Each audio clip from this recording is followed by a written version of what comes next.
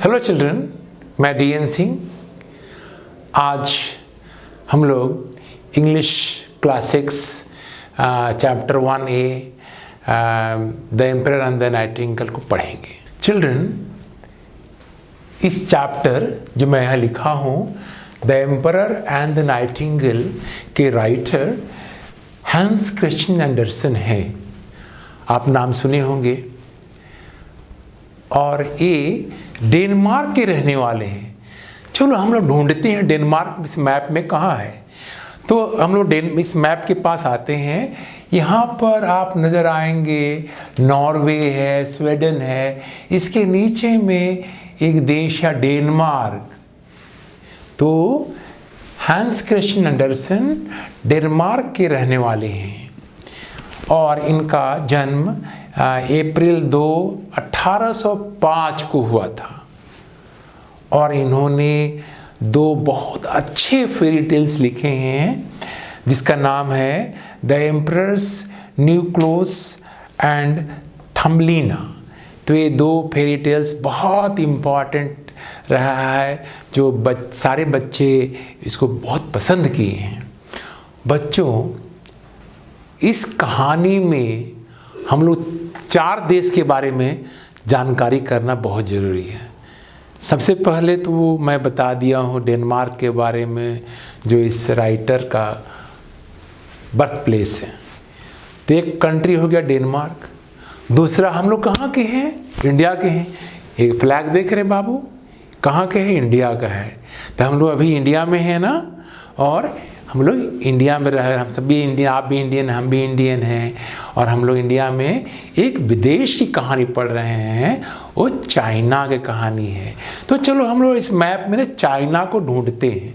तो हमारा ये देश इंडिया है ना, इस इंडिया के ऊपर में एक बहुत बड़ा देश है चाइना। देख रहे हैं, ये चाइना की कहानी है और इसमें इस चाइना के एक एम्परर को जो गिफ्ट मिला था वो जापान का था। तो चलो उसके दाहिने तरफ में चलेंगे तो एक जापान देश है। इस तरह से हम लोग इस मैप में, इस कहानी में 4 देश के बारे में जानकारी हासिल की। पहला है डेनमार्क, फिर इंडिया है, चाइना है और जापान है। Children, before reading this story we should know something. So in the text इसमें दिया हुआ है बिफोर यू रीड, एक कॉलम है। थोड़ा हम लोग पढ़ के समझने का प्रयास करते हैं। Have you ever heard a caged bird sing? क्या तुमने कभी पिंजड़े में बंद पक्षी को गाते हुए देखा है या सुना है? एक प्रश्न है। एक प्रश्न और है, do you find it different than a bird singing in the garden? और क्या तुमने ऐसा कभी देखा है कि गार्डन में एक पक्षी गा रही है? Well, this story is a fairy tale. यह स्टोरी जो है एक फेरी टेल है about A Nightingale, a singing bird. Nightingale क्या है? जो हमेशा गाती है। इसको बोला जाता है singing bird who sings as sweetly as a cuckoo, जो कक्कू के समान गाती है, कोयल के समान गाती है। आप लोगों ने बहुत बार कोयल को गाते हुए सुना होगा। उड़ती है शाम के समय में, कितना प्यारा साउंड आपके कानों में गूंजता है। तो नाइटिंगेल भी उसी तरह का एक पक्षी है, उसको हिंदी में बुलबुल भी कहते हैं। तो यहाँ पर 2 प्रश्न हैं। एक प्रश्न है कि एक तरह का पक्षी जो केज्ड है, जो पिंजरे में बंद है, और दूसरा उन्मुक्त है, फ्री है, जो गार्डन में सिंग करती है। तो दोनों में फर्क है ना बाप बच्चे। एक लिबर्टी है, एक में बंधन है। दोनों के भाव में अंतर है। जैसे मान लीजिए आपको यदि हम लोग छोड़ दे गार्डन में खेलने के लिए, तो कितना मज़ा आएगा आपको ना खेलने में, और आपको रूम में बंद कर देंगे तो कितना दुखित होंगे। तो क्या वो पक्षी ऐसा नहीं फील करते होंगे? मैं समझता हूँ कि निश्चित रूप से वो पक्षी फील करते हैं जो पक्षी फ्री है, जो पक्षी कमरे में या केज में कैद हैं। तो the Nightingale is put in A case, Nightingale को उस केस में बंद कर दिया गया था। किसके द्वारा? बाय ए चाइनीज एम्परर, एक सम्राट थे, चीन के रहने वाले थे। तो चीन के सम्राट के द्वारा उस नाइटिंगेल को पिंजरे में बंद कर दिया गया। क्यों बंद किया गया था? Because of his melodious voice, क्योंकि उसके पास बहुत ही सुरीला आवाज़ था और उस सुरीला आवाज़ को एम्परर जो है सम्राट सुनना चाहते थे। उस वजह से, उस मेलोडियस सॉन्ग के वजह से चाइनीज सम्राट ने उस नाइटिंगेल को पिंजरे में बंद कर दिया। तो फिर क्या होता है और हैपेंस नेक्स्ट, आगे क्या होता है? चल इसको हम लोग अपने से पढ़ के समझने का प्रयास करते हैं। चिल्ड्रन, कहानी इस तरह से है। Long ago in the land of China there lived an emperor. लंबे समय की बात है, चीन की धरती पर देयर लिव्ड एन एम्परर, वहाँ एक सम्राट रहते थे। ही हैड ए मैजेस्टिक पैलेस, उनका एक बहुत विशाल महल था। बच्चों, आप जानते होंगे ना महल के विषय में, जैसे हम लोगों का अपना घर होता है, जैसे आप लोग मान लीजिए इस घर में रहते हैं, या और भी घर का मैं चित्र दिखाना चाहता हूँ। तो जैसे हम लोग घर में रहते हैं, उसी तरह से जो सम्राट होते हैं ना, किंग होते हैं ना, वो बहुत बड़े घर में रहते हैं। तो he had a majestic palace, बहुत विशाल महल था उनका। बिहाइंड द पैलेस, उसके पैलेस या महल के पीछे में there was a huge forest. बच्चे, आप जानते हैं ना फॉरेस्ट क्या होता है? मैं आपको फॉरेस्ट का चित्र दिखाना चाहता हूँ। देखिए मेरे हाथ में ना एक फॉरेस्ट का चित्र है। इसमें कितने सारे पेड़ हैं, ट्रीज़ हैं, यहाँ पर एनिमल्स रहते हैं, बर्ड्स रहते हैं। तो उसी तरह से उस पैलेस के पीछे बहुत बड़ा ही फॉरेस्ट था और उस फॉरेस्ट में एक नाइटिंगेल रहती थी। अब नाइटिंगेल को हिंदी में समझिए वो गाने वाले चिड़िया है। जैसे आप कक्कू होते हैं ना, वो गाती है। तो इस तरह से अलग अलग मैं और आपको दिखाना चाहता हूँ। पैरेट देखे होंगे ना, एक चिड़िया का नाम है पैरेट। ये भी आप जो सिखलाएंगे ना वो सीख जाती है और उसी तरह से आवाज़ निकालती है पैरेट जो है। और भी तरह तरह के जंगल में, जो मैं बात अभी कर रहा था, जंगल में ना तरह तरह के बर्ड्स होते हैं। तो मैं कुछ बर्ड्स का नाम दिखाना चाह रहा हूँ। पैरेट तो आपको मैंने दिखला दिया। इसके बाद हमारे हाथ में ईगल है, इसके बाद हमारा क्वेल है, इसके बाद है बैट है, फिर है क्रो है, आउल है। तरह तरह के पक्षी जो है इस फॉरेस्ट में रहते हैं। तो उसी तरह से उस एम्परर के जो पैलेस, उसके पीछे में एक बहुत बड़ा जो फॉरेस्ट है, उस फॉरेस्ट में एक नाइटिंगेल भी रहती थी। The Nightingale sang so melodiously that it was known far and wide। मतलब वो नाइटिंगेल जो है इतना मधुर गाती थी कि बहुत दूर दूर तक लोग उसके बारे में जान गए। People even wrote books about it. कई लोग तो उसके बारे में किताबों में लिखे। What is this nightingale? ये प्रश्न आता है एम्परर के मन में कि ये नाइटिंगेल क्या है। Why I know nothing about it? मैं इसके बारे में क्यों नहीं जानता हूँ? ये स्वाभाविक बात है। जिस राजा, इस महाराज सम्राट के महल के पीछे में नाइटिंगेल हो, इतना अच्छा गाती हो, और उसके बारे में सम्राट को पता नहीं है। तो ये सोच करके सम्राट को ही बहुत आश्चर्य लग रहा था। वन डे, एक दिन जानते क्या हुआ? The emperor read one of the books. देखिए आप लोग किताब पढ़ते हैं ना बच्चे, जैसे मेरे हाथ में किताब है ना डेजी, और भी कई तरह किताबें होती हैं। तो उसी तरह से सम्राट भी बहुत से किताब पढ़ते थे, जैसे आप पढ़ते हैं। तो one day the emperor read one of the books, कई किताबों में से किताब पढ़े, and wish to see the bird singing, और उनके अंदर में एक इच्छा जगी कि मैं भी उस नाइटिंगेल को देखूं।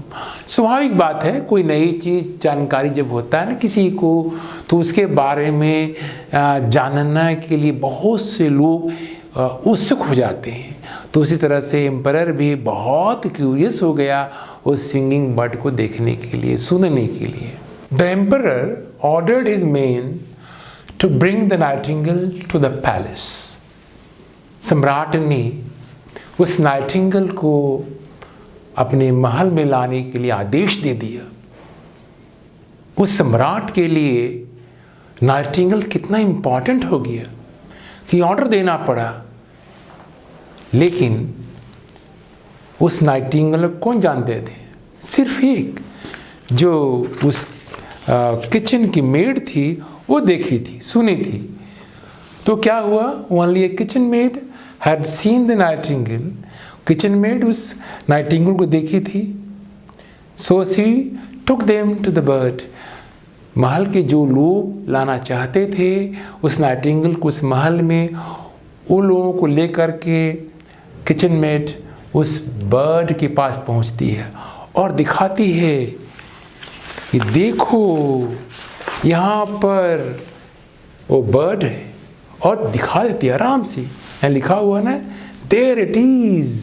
The kitchen maid asked the nightingale to come to the palace with them. जब किचन मेड पहुंचती है जंगल में, तो नाइटिंगेल को पैलेस में चलने के लिए आग्रह करती है। उन दोनों के बीच में एक वार्ता होता है। वार्ता इस तरह से था, why have you come here little girl, अ छोटी बच्ची तुम यहाँ क्यों आई हो? तो किचन मेड ने आंसर देती है, our emperor wishes you to sing before him, हमारा सम्राट जो है तुम्हें सुनने के लिए इच्छा रखते हैं। तो जब ये बात कहती है किसको? नाइटिंगेल को। तो nightingale agreed to go to the palace with him. तो नाइटिंगेल जो है उस महल में उन लोगों के साथ जाने के लिए तैयार हो गई।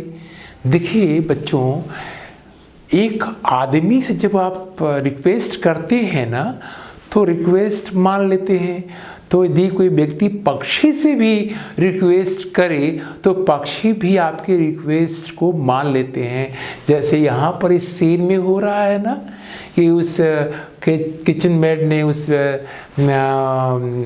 नाइटिंगेल को रिक्वेस्ट किया और वो नाइटिंगेल भी महल में चलने के लिए अग्रीड हो गई। कितनी अजीबा बात है ना। The nightingale sang so melodiously that tears came into the emperor's eyes. जब नाइटिंगेल पहुंचती है पैलेस में तो वह गाना गाती है। वो इतना खूबसूरत तरीके से, इतनी मधुर स्वर में गाती है कि एम्परर्स के आईज में, आंखों में आंसू आ जाते। बड़ा ही आश्चर्य लगता है कि क्या ऐसा हो सकता है। तो उसके अंदर दिल में इच्छा जगी, now I can hear you sing every day, अब तो मैं चाहता हूँ कि प्रत्येक दिन तुम्हारे गाना को सुनूं। ये विचार सम्राट के दिल में होता है। और फिर जानती हैं बच्चों क्या हुआ? He ordered his men to put the nightingale in a fancy cage, और वह अपने लोगों को ऑर्डर दिया कि उस नाइटिंगेल को एक बहुत खूबसूरत पिंजरा में रख दिया जाए। देखिए, पहले पक्षी जो थे फ्री थे, घोंसला में रहते थे, है ना। घोंसला देख रहे हो ना बाबू। अब एक बहुत ही खूबसूरत पिंजरा में रखने का ऑर्डर दे दिया। फिर भी वो नाइटिंगेल तैयार थी। चलो, सम्राट का आदेश है। चिल्ड्रन, आपके घर में हर साल आपके पेरेंट्स बर्थडे मनाते हैं ना, तो बर्थडे में बर्थडे गिफ्ट मिलता है।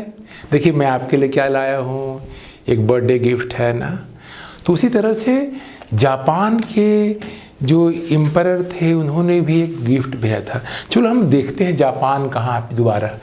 ये अपना देश भारत यहाँ पर है, इधर में चाइना है, आगे बढ़ेंगे तो ये जापान है।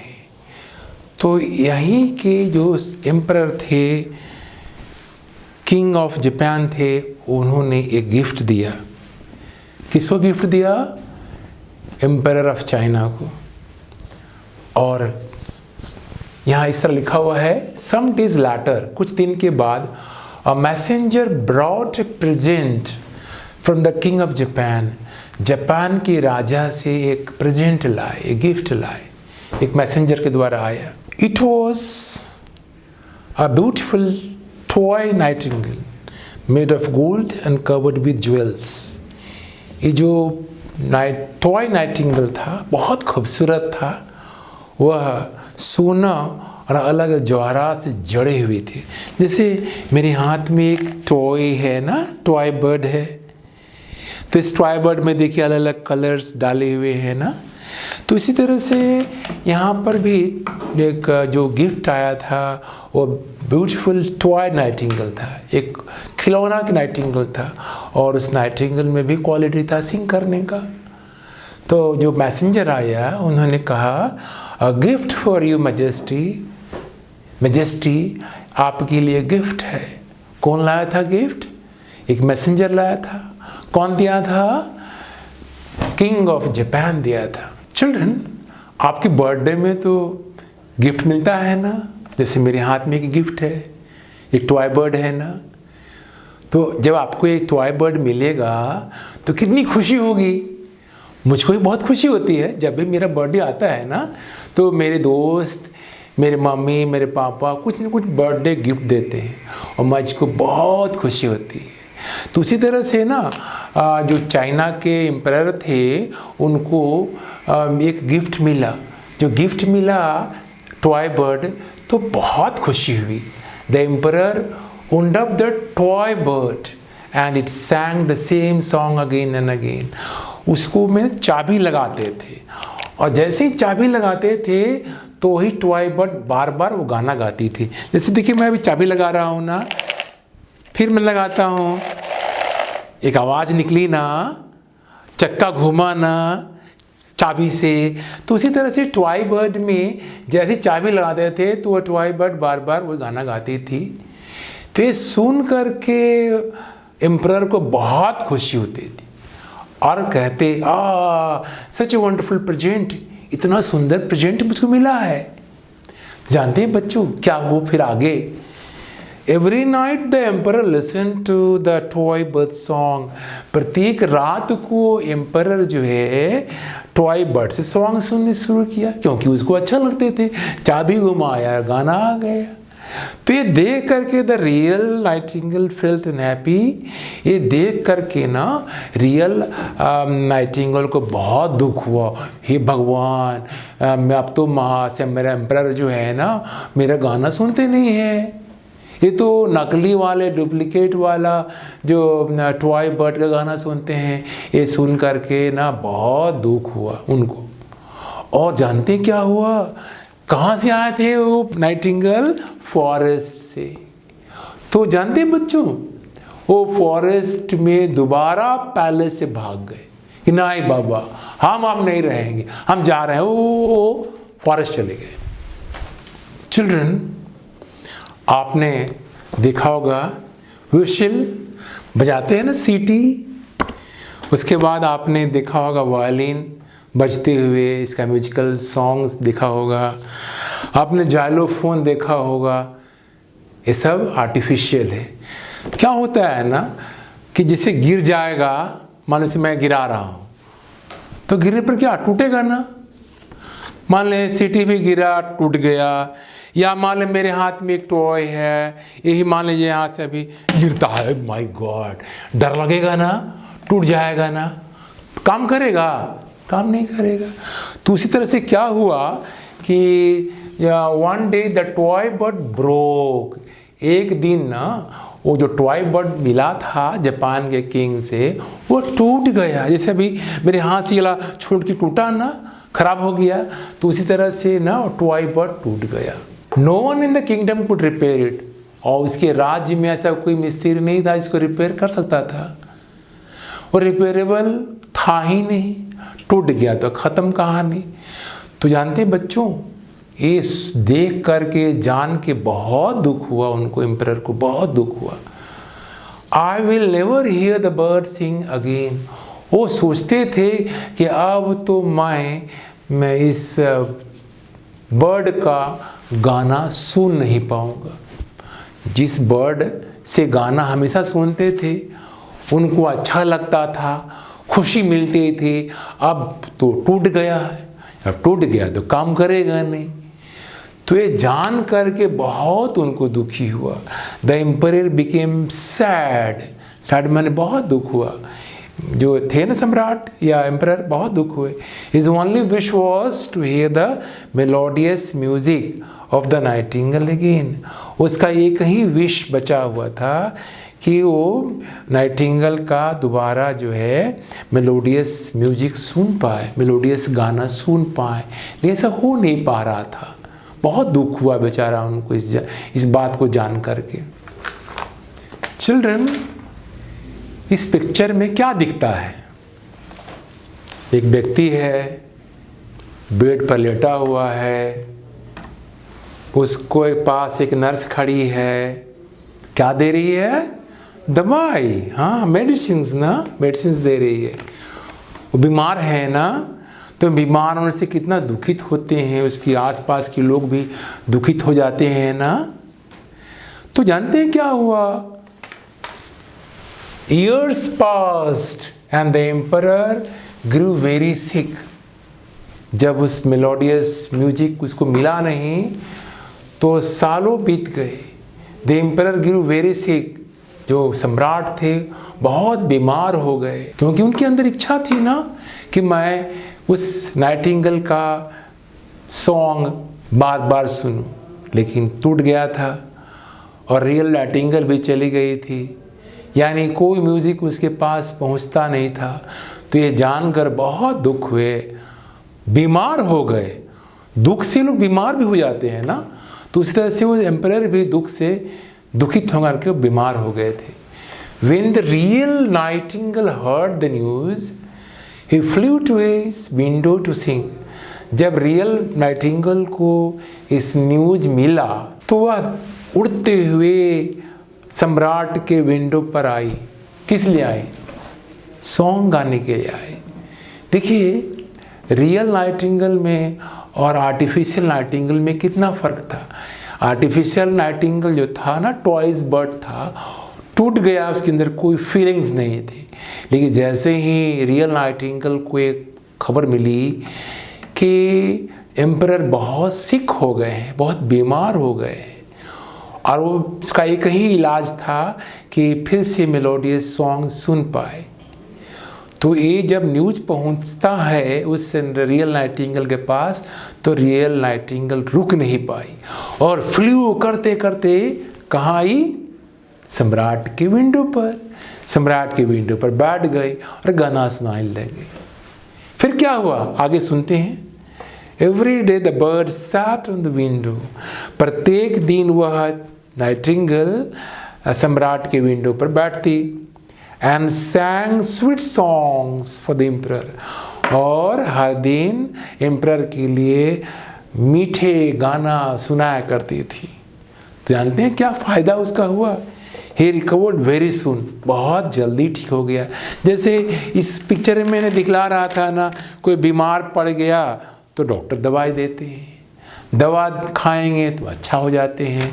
लेकिन ना, एम्परर जब बीमार पड़ा तो कोई दवा काम नहीं कर रहा था, क्योंकि उसके अंदर एक ही विश था, he I want to listen to the music of the Nightingale.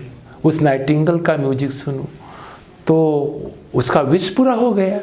वो जो इच्छा थी कि नाइटिंगेल आए और मुझे गाना सुनाए, तो नाइटिंगेल प्रत्येक दिन उसके विंडो पर आने लग गई और गाना सुनने का मौका मिला। किनको? सम्राट को। तो उसका कितना बढ़िया रिजल्ट देखने को मिला कि सम्राट बहुत जल्दी स्वस्थ हो गए। ये जान के हमें खुशी हुई ना। Children, where do you want to stay? Open field और inside the house in the locked room. मैं समझता हूँ कि आपकी रुचि जो है ना, इंटरेस्ट जो है, खूब खेलना कूदना मस्ती करना, खूब मज़ा लेना, फ्रीडम सबको पसंद है। उसी तरह से बर्ड्स को भी बहुत पसंद है फ्रीडम। वो चाहते हैं लिबर्टी, कोई उसको बंधन नहीं चाहिए। तो कहानी के अंत में इस तरह लिखा हुआ है, the emperor pleaded the nightingale to come back to the palace and stay in the cage. मतलब वो सम्राट जो है नाइटिंगेल से बहुत रिक्वेस्ट करते हैं कि तुम दोबारा जो है इस महल में चले हो और केज में ही, पिंजड़े में ही रहो। लेकिन जानते हैं बच्चों, नाइटिंगेल को पिंजड़े में बिल्कुल पसंद नहीं आया। वो कहता है कि I like my freedom but I will come. मुझको फ्रीडम पसंद है, सब पसंद है, मुझको भी फ्रीडम पसंद है, आपको भी फ्रीडम पसंद है, तो बर्ड्स को भी तो फ्रीडम पसंद होगा ना। कोई चाहेगा कि मुझको कैद में रखे? कोई नहीं चाहे कैद में रहना। कोई भी जानवर, पक्षी, मनुष्य, कोई नहीं चाहता है कैद में रहना। तो स्पष्ट कह दिया, ठीक है आप सम्राट हैं, लेकिन मुझको फ्रीडम पसंद है, फिर भी बट आई विल कम, फिर भी मैं आया करूँगा। एकदम कमिटमेंट है। तो ये सुनकर एम्परर को बहुत खुशी हुई कि चलो कोई बात नहीं, नहीं रहेगा पैलेस में, कोई बात नहीं है, लेकिन he will come to the palace to sing again and again for me. तो ये सुन करके एम्परर ने बहुत धन्यवाद दिया, कहा thank you dear nightingale. The nightingale refuse to stay in the palace. Nightingale को पैलेस में रहना मंजूर नहीं हुआ, बट प्रॉमिस्ड, लेकिन उन्होंने प्रतिज्ञा किया to come to the window every night to sing. प्रत्येक रात को वो आएंगे और गाना गाएंगे, और वैसा ही किया। तो कितना बढ़िया ये वाला कहानी इस तरह से अंत होता है। बहुत खुशी होती है कि एक नाइटिंगेल की म्यूजिक जो है एम्परर को सुनने को मिला, बहुत इंजॉय किया। और दूसरी तरफ एक नाइटिंगेल और एम्परर में भी एक तरह का बॉन्डिंग हो गया, जो रिक्वेस्ट किया गया और रिक्वेस्ट को पूरा कंप्लीट किया गया। इस तरह से ये कहानी जो है यहीं पर समाप्त होता है। Children, we have already read the story. आप इस कहानी को समझ गए होंगे, है ना। अब हम लोग चलते हैं आगे। इस चैप्टर में कुछ प्रश्न दिए गए हैं, some questions have been given, so try to understand the questions, और उसका उत्तर भी हम लोग बताने का प्रयास करते हैं। तो इस तरह चलते हैं। इसमें दो तरह के क्वेश्चंस हैं। पहला क्वेश्चन है चूज द करेक्ट ऑप्शंस। इसमें कुछ ऑप्शंस दिए हुए हैं ना, तो इस ऑप्शन को आपको चुनना है, ठीक है ना।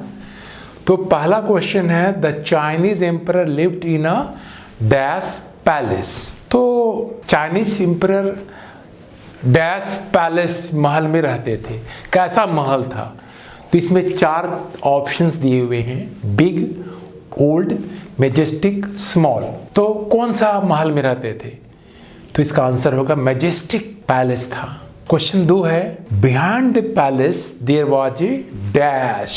उनके पैलेस या महल के पीछे क्या था? रिवर था, टेम्पल था, हिल था कि फॉरेस्ट था? कोशिश कीजिए। 4 ऑप्शन है, तो उत्तर होगा फॉरेस्ट। उनके महल के पीछे फॉरेस्ट था। Question 3 the Nightingale sang very dash. Nightingale जो है कैसा गाना गाते थे? बैडली, स्वीटली, स्लोली कि लाउडली? तो उत्तर क्या होगा? स्वीटली। अब हम लोग दूसरे प्रकार के प्रश्न देखते हैं। इसमें ऑप्शन नहीं दिया हुआ है, पहला में तो ऑप्शन दिया हुआ है, लेकिन दूसरे वाले क्वेश्चंस में उत्तर लिखना है। तो पहला क्वेश्चन है how did the emperor come to know about the nightingale. Nightingale के बारे में एम्परर को कैसे मालूम चला?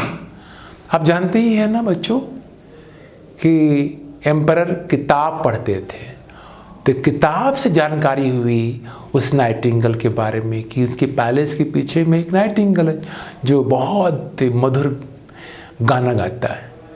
तो ये जो जानकारी जो है बुक से मिला। दूसरा क्वेश्चन है, what was the gift sent to him by the king of Japan? Japan के राजा के द्वारा कौन सा गिफ्ट दिया गया? याद कीजिए, बहुत सिंपल है, मैंने बताया भी था ना, इस तरह याद है आया? हाँ, toy bird. The gift was toy bird. Question number 3 समझते हैं। Why did the real nightingale fly back to the forest? वो रियल नाइटिंगेल फॉरेस्ट में क्यों चला गया? सिंपल था, जब उसके पास आर्टिफिशियल वाला नाइटिंगेल आया ना, तो रियल वाला जो नाइटिंगेल है वो दुखित हुई कि बार बार एम्परर जो है आर्टिफिशियल या टॉय बर्ड से सुनते हैं, तो मेरा क्या ज़रूरत है? तो इस चीज़ को जान कर रियल नाइटिंगेल बहुत दुखित हुई और वो फॉरेस्ट में लौट गए।